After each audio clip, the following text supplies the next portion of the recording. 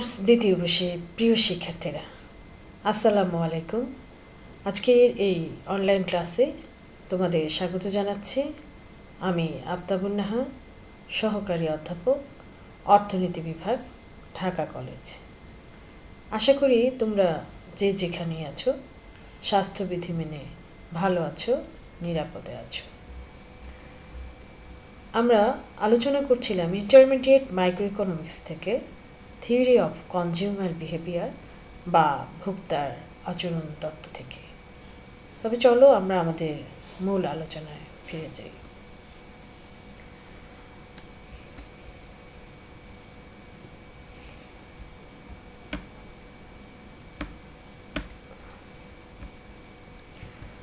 আমরা আলোচনা করছিলাম ভোক্তার আচরণ তত্ত্ব থেকে। ভোক্তার আচরণের মধ্যে আমরা ভোক্তার ভারসাম্য পড়েছিলাম। আমরা জানি ভোক্তার ভারসাম্য কোথায় হয়। ভোক্তা চায় তার সীমিত আয়ে সর্বোচ্চ উপযোগ লাভ করতে, আর যে পর্যায়ে এই সর্বোচ্চ উপযোগ লাভ করে সেখানেই তার ভারসাম্য হয়। আর এই ভারসাম্যের পরিবর্তন কী কী কারণে হতে পারে সেটা আমরা জেনেছিলাম। আজ আমরা দেখব আমাদের আজকের পাঠে আলোচনায় কী রয়েছে। চলো এক নজরে দেখে নিই।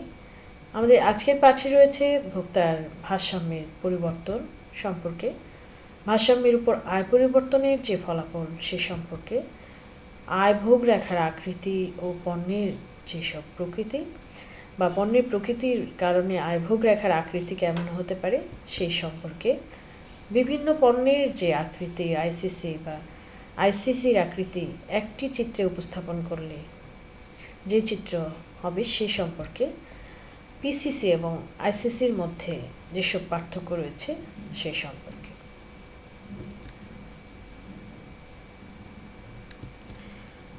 আমরা জানি যে ভোক্তা অনেকগুলো অবস্থা দ্বারা তার ভারসাম্যের যে পরিবর্তন, অনেকগুলো অবস্থার কারণে সেই ভারসাম্যের পরিবর্তন হয়। একটি জানি আমরা যে পণ্যের দামের পরিবর্তন হলে ভোক্তার ভারসাম্যের পরিবর্তন হবে, আর এটাকে আমরা বলি দাম প্রভাব। আবার ভোক্তার আয়ের পরিবর্তন হলেও ভোক্তার ভারসাম্যের যে পরিবর্তন সেটি পরিবর্তন হবে, সেটাকে আমরা বলছি আয় প্রভাব। আর ভোক্তা যেহেতু দুটি পণ্য ভোগ করে, এই দুটি পণ্যের মধ্যে যদি দুটি পণ্যের দামের আপেক্ষিক পরিবর্তন হয় তবে ভোক্তার ভারসাম্যের পরিবর্তন হয়, সেটাকে আমরা বলি বিকল্প প্রভাব। এছাড়াও আরও অন্যান্য বিষয় রয়েছে, ভোক্তার রুচি পছন্দ এগুলো যদি পরিবর্তন হয় সেক্ষেত্রেও কিন্তু ভোক্তার ভারসাম্যের পরিবর্তন হতে পারে, সেগুলোকে আমরা বলি স্নব এফেক্ট, ভ্যাবলন এফেক্ট ইত্যাদি। তো আমরা আমাদের আজকের আলোচনায় যেটা আলোচনা করব সেটা হচ্ছে ভোক্তার আয়ের পরিবর্তন হলে ভোক্তার ভারসাম্যে কিভাবে পরিবর্তন হয় এবং আয় প্রভাব সম্পর্কে। ভারসাম্যের উপর আয় পরিবর্তনের যে প্রভাব সেটার জন্য আমরা প্রথমে জেনে নিই যে আয় প্রভাবটা কী। আমরা জানি যে ভোক্তা দুটি পণ্য ভোগ করে, এখন পণ্যের দাম ঠিক রয়েছে, এই অবস্থায় যদি ভোক্তার আয়ের পরিবর্তন হয় তবে ভারসাম্যের যে পরিবর্তন সেটাই হচ্ছে আয় প্রভাব। এই আয় প্রভাবকে আমরা আবার দুভাগে দেখাতে পারি বা দুভাগে ভাগ করতে পারি। একটা হচ্ছে আয় কমার ক্ষেত্রে আয় প্রভাব, আর একটা হচ্ছে আয় বাড়ার ক্ষেত্রে আয় প্রভাব। আয় প্রভাব কতগুলো অনুমিত শর্তের উপর নির্ভর করে। অনুমিত শর্তগুলোর মধ্যে হচ্ছে যে ভোক্তা যে দুটি পণ্য ভোগ করে এই দুটি পণ্যের দাম স্থির থাকবে, দামের কোনো পরিবর্তন হবে না। ভোক্তার কিন্তু আয়ের পরিবর্তন হবে, অর্থাৎ আগে যে সে আয় করত পরবর্তীতে সে আয়ের পরিবর্তন হবে, বাড়বে বা কমবে। এছাড়া ভোক্তার রুচি পছন্দ সেটা স্থির থাকবে, ভোক্তা যুক্তিশীল আচরণ করবে, অর্থাৎ যে দ্রব্যের দাম কম সেটা সে বেশি ক্রয় করবে এবং যে দ্রব্যের দাম বেশি সেটা সে কম ক্রয় করবে। তো প্রথমে আমরা জেনে নিই আয় কমার ক্ষেত্রে যে আয় প্রভাব। পণ্যের দাম স্থির থাকা অবস্থায় যদি আর্থিক আয় কমে তাহলে বাজেট রেখা কী হবে, বাম দিকে স্থান পরিবর্তন করবে, আর এই পরিবর্তনটাই হচ্ছে আয় কমার ক্ষেত্রে আয় প্রভাব। আমরা জানি দুটি পণ্যের দাম স্থির থাকলে ভোক্তার আর্থিক আয়ের পরিবর্তনের ফলে ভারসাম্য অবস্থার পরিবর্তন হয়, আর এই পরিবর্তনই আয় প্রভাব। আর আর্থিক আয়ের পরিবর্তনে যে ভারসাম্যের পরিবর্তন হলে ভোক্তার বাজেট রেখার স্থান পরিবর্তন করে আর ভারসাম্য বিন্দুরও পরিবর্তন হয়, আর এই বিন্দুগুলো যোগ করলে আমরা পেয়ে যাই আয় ভোগ রেখা বা আইসিসি। আমরা চিত্রে দেখে নিই দাম কমার ক্ষেত্রে আয় প্রভাব বা আয় ভোগ রেখার অবস্থা কি হতে পারে। আমরা যথারীতি দেখে নিয়েছি ও এক্স অক্ষে এক্স পণ্য এবং ওয়াই অক্ষে ওয়াই পণ্য ধরে নিয়েছি। আবার ভোক্তার যে প্রাথমিক ভারসাম্য পি বিন্দুতে, এই অবস্থায় ভোক্তা এম এক্স দ্রব্য ভোগ করে ও এম পরিমাণ এবং পি এম পরিমাণ ওয়াই পণ্য ভোগ করে। এখন এই অবস্থায় ভোক্তার আর্থিক আয় কমে যায়, ফলে বাজেট রেখা বাম দিকে পরিবর্তন করে সিডি বাজেট রেখা কিউ বিন্দুতে আইসিওনের কিউ বিন্দুতে ভারসাম্য লাভ করে। এই অবস্থায় ভোক্তা এক্স পণ্যের ও এম ওয়ান পরিমাণ এবং ওয়াই পণ্যের কিউ এম ওয়ান পরিমাণ ভোগ করে। আয় কমার ফলে ভোক্তার ভারসাম্যের এই পরিবর্তনকেই বলা হয় আয় প্রভাব, আর এই পি এবং কিউ বিন্দু যোগ করলে পাওয়া যায় আয় ভোগ রেখা বা ইনকাম কনজাম্পশন কার্ভ। আয় বাড়ার ক্ষেত্রে আয় প্রভাব বা আইসিসি রেখা কেমন হয় আমরা দেখে নিই। আমরা জানি পণ্যের দাম স্থির থাকে, ভোক্তার আয় বাড়লে বাজেট রেখা ডান দিকে সমান্তরালভাবে স্থান পরিবর্তন করে, আর এর ফলে কি হবে, ভোক্তার ভারসাম্য অবস্থার পরিবর্তন হবে, ভোগের পরিবর্তন হবে। এটাই হচ্ছে দাম বাড়ার ক্ষেত্রে আয় প্রভাব। আমরা একটা চিত্রের মাধ্যমে দেখে নিই। আমরা যথারীতি ও এক্স অক্ষে এক্স পণ্য ধরে নিয়েছি এবং ও ওয়াই অক্ষে ওয়াই পণ্য ধরে নিয়েছি। আমার প্রাথমিক বাজেট রেখা হচ্ছে এ বি, যে পি বিন্দুতে আমার ভারসাম্য লাভ হচ্ছে, ভোক্তা এই এক্স পণ্য ভোগ করে ও এম পরিমাণ এবং পি এম পরিমাণ ওয়াই পণ্য ভোগ করছে। এখন ভোক্তার আয় বেড়ে গিয়েছে, এই অবস্থায় ভোক্তা সিডি বাজেট রেখার কিউ বিন্দুতে ভারসাম্য লাভ করছে। তাহলে এই যে পি এবং কিউ বিন্দু, দুটো বিন্দু আমরা পেয়েছি, এই দুটো যোগ করলে আমরা আইসিসি রেখা পাই। তাহলে আয় বাড়ার ক্ষেত্রে ভোক্তার ভারসাম্যের এই পরিবর্তনকেই বলা হয় আয় বাড়ার ক্ষেত্রে আয় প্রভাব।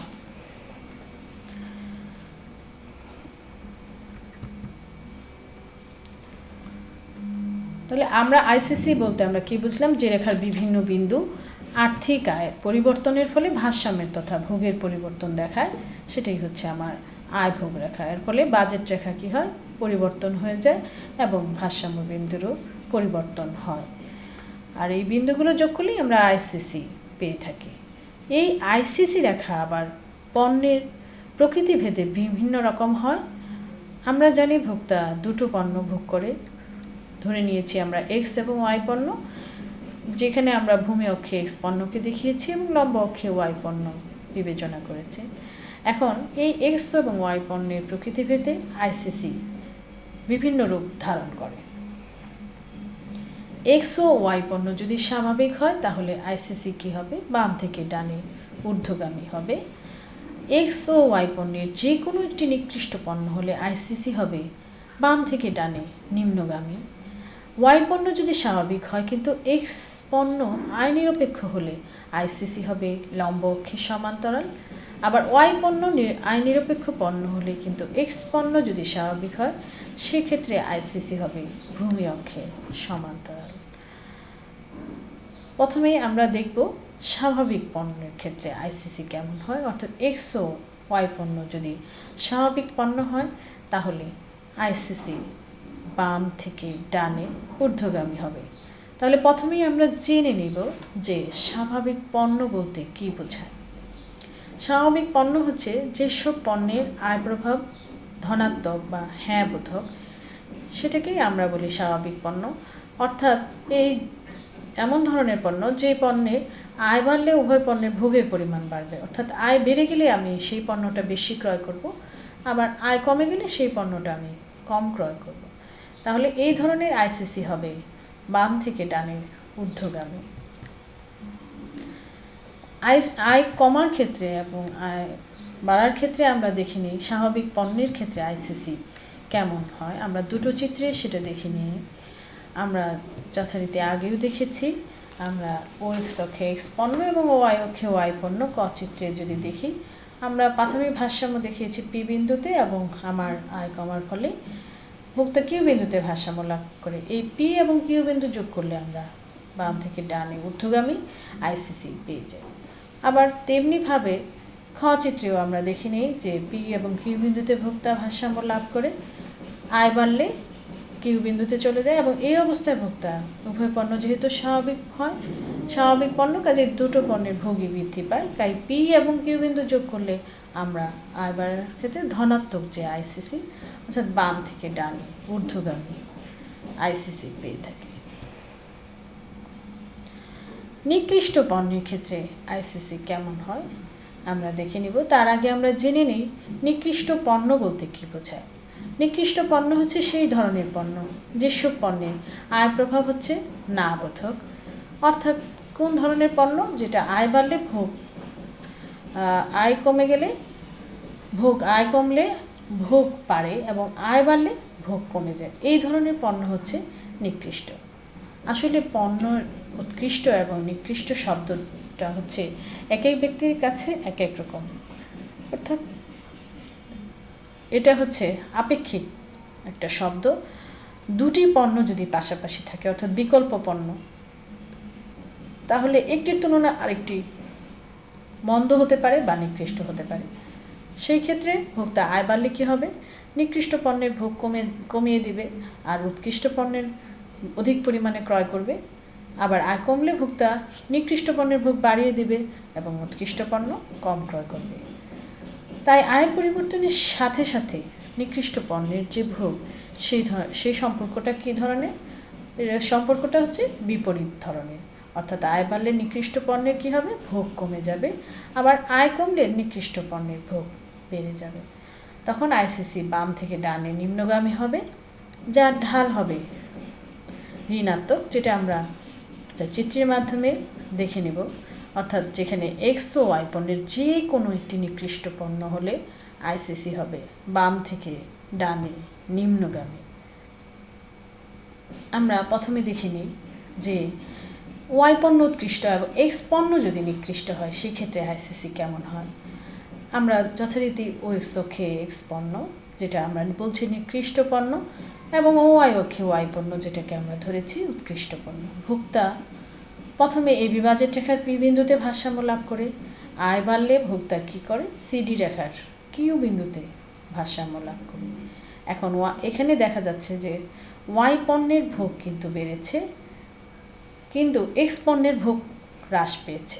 কতটুকু কমেছে, m1 পরিমাণ। এক্স পণ্যের ভোগ কমে গেছে, কারণ এটা আমরা ধরে নিয়েছি নিকৃষ্ট পণ্য, আর এক্ষেত্রে আমার আয় প্রভাব হচ্ছে ঋণাত্মক। তাহলে এই যে পি এবং কিউ বিন্দু যদি যোগ করি তাহলে আমরা কি ধরনের আইসিসি পাই, যার ঢাল হচ্ছে ঋণাত্মক। বাম থেকে ডানে নিম্নগামী এবং যার ঢাল ঋণাত্মক। আবার আরেকটা চিত্রে আমরা দেখে নিই যে যেখানে আমরা ধরে নিয়েছি ওয়াই পণ্য নিকৃষ্ট পণ্য এবং এক্স পণ্য হচ্ছে উৎকৃষ্ট। এই অবস্থায় ভোক্তা কোন দিকে ধাবিত হবে, আয় বাড়লে ভোক্তা এক্স পণ্যের দিকে ধাবিত হবে, যেহেতু এক্স হচ্ছে উৎকৃষ্ট পণ্য। আর প্রাথমিক ভারসাম্য লাভ করবে ভোক্তা কোথায়, পি বিন্দুতে, বাজেট রেখার পি বিন্দুতে প্রাথমিক ভারসাম্য লাভ করবে। এখন আয় বাড়লে ভোক্তা সিডি বাজেট রেখার কিউ বিন্দুতে ভারসাম্য লাভ করবে। যেহেতু ওয়াই পণ্য নিকৃষ্ট, কাজে ভোক্তার ওয়াই পণ্যের ভোগ কমে যাবে এবং এক্স পণ্য উৎকৃষ্ট বলে ভোক্তা কতটুকু এক্স বেড়েছে আমরা দেখি m1 পরিমাণ, এতটুকু এক্স পণ্য ভোক্তার ভোগ বেড়েছে। এখন এই পি এবং কিউ বিন্দু যদি আমরা যোগ করি তাহলে আমরা নিম্নগামী একটা আইসিসি রেখা পাবো, যেটা ঢাল হচ্ছে ঋণাত্মক।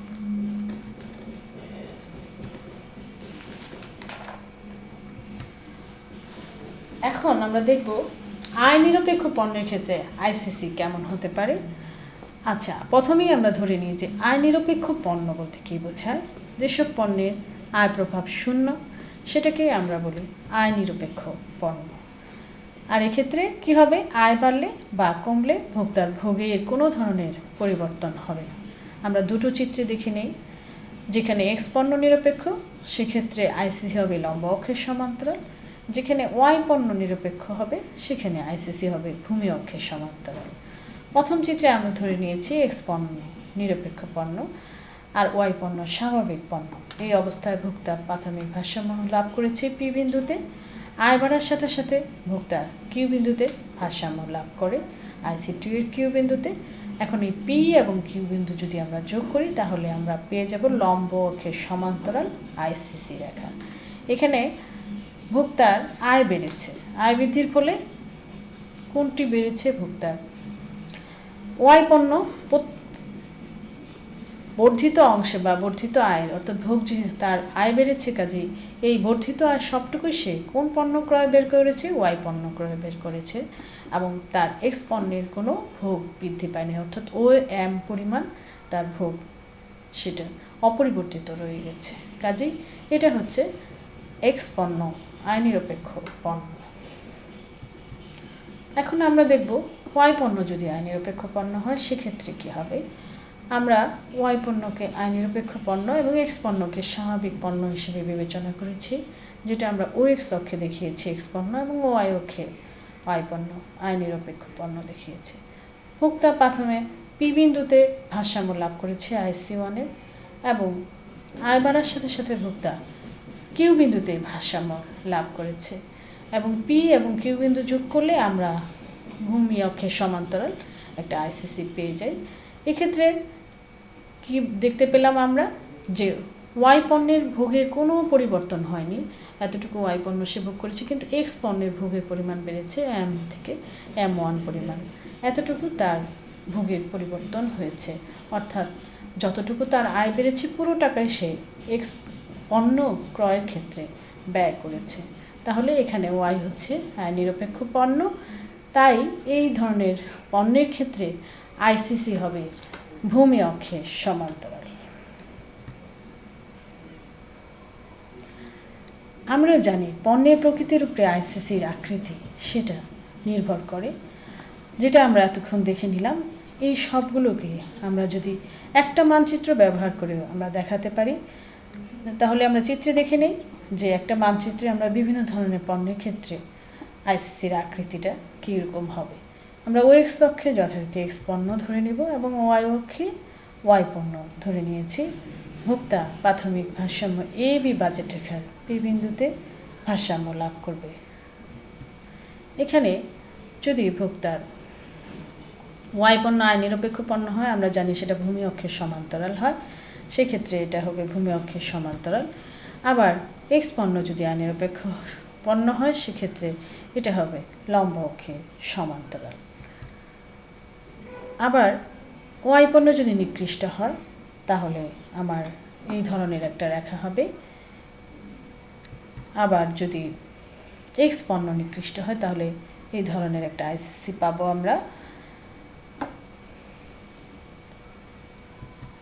আবার যদি এক্স এবং ওয়াই পণ্য দুটোই স্বাভাবিক পণ্য হয় তাহলে ডান দিকে ঊর্ধ্বগামী আইসিসি পাবো।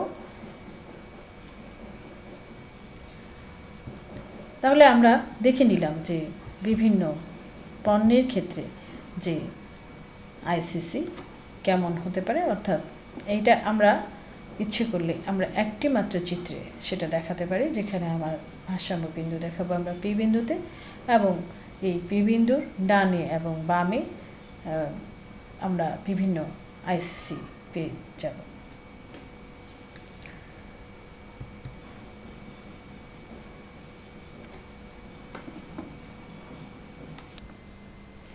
সুপ্রিয় শিক্ষার্থীরা, আমরা জেনে নিয়েছি ভোক্তার ভারসাম্যের যে পরিবর্তন কী কী কারণে হতে পারে। ভোক্তার ভারসাম্যের পরিবর্তন যেসব কারণে হয় তার মধ্যে আমরা আয় পরিবর্তনের ফলে ভোক্তার ভারসাম্যের পরিবর্তন কীভাবে হতে পারে, বিভিন্ন পণ্যের প্রকৃতি অনুযায়ী ভোক্তার যে আয় ভোগ রেখার আকৃতি সেটা আমরা দেখে নিয়েছি চিত্রে, এবং শেষ আমরা আলোচনা করেছি, ব্যাখ্যা করেছি। আবার বিভিন্ন পণ্যের যে আয় ভোগ রেখা বা আইসিসির আকৃতি, সেটা যদি আমরা একটা চিত্রে উপস্থাপন করি তাহলে চিত্রটা কেমন হতে পারে সেটাও আমরা দেখে নিয়েছি। আয় বাড়ার ক্ষেত্রে আয়ভোগ রেখা কেমন হতে পারে, আয় কমার ক্ষেত্রে আয়ভোগ রেখা কেমন হতে পারে সেটা দেখে নিয়েছি, এবং উৎকৃষ্ট নিকৃষ্ট পণ্য কী সেই বিষয়গুলো আমরা জেনে নিয়েছি। আশা করি তোমরা বিষয়গুলো বুঝতে পেরেছ। আমরা পরবর্তী ক্লাসে ইন্টারমিডিয়েট মাইক্রো ইকোনমিক্স থেকে ভোক্তার ভারসাম্যের পরিবর্তন এবং আরও বিষয় নিয়ে আলোচনা করব, এবং সবাইকে পরবর্তী ক্লাসে থাকার আমন্ত্রণ জানিয়ে আজকের মতো ক্লাস এখানেই শেষ করছি। সকলকে আল্লাহ হাফেজ।